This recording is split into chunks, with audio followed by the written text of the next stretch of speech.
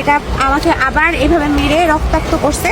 ভাই হঠাৎ করে আমি মধ্যরাতে আমি হিসু করতে উঠছিলাম, হঠাৎ করে আমি গড়ির দিকে থাকে, এদিকে গড়ির কাটায় বরাবর 4টা বাজে।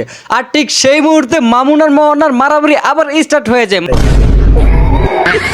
মামুন দিনের পর দিন গিয়ে মোহনার বাসার দরজার সামনে দাঁড়িয়ে থাকতো, তাকে আবার পুনরায় তার বাসায় স্ত্রী হিসেবে গ্রহণ করে নেওয়ার জন্য, বাট মোহনা যেতে চাইতো না। তারপর কি হয়েছে, একটা সময় তাকে আবার বাসায় নিয়ে গিয়ে উড়াদুরা মার, ওরে ভাই মায়ের কারে কয়। এদের নাটক দেখতে দেখতে ভাই আমি নিজেও মানে হতাশ।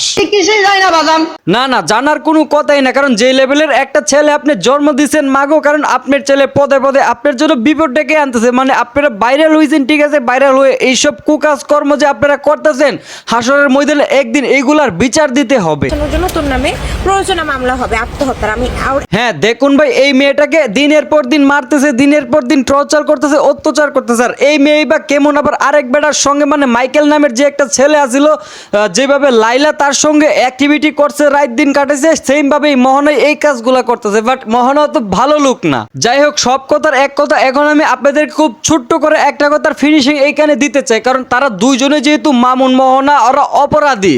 তো ভাই আমি আপনাদেরকে একটা কথাই বলবো, তাদেরকে আইনের আওতায় নেওয়া হয়েছে, খুব ভালো কথা। তাদেরকে থানায় নিয়ে ডিম থেরাপি দিবেন। ওয়েট, পাতি হাঁসেরটা দিয়েন না, রাজা হাঁসেরটা সাইজে একটু বড়।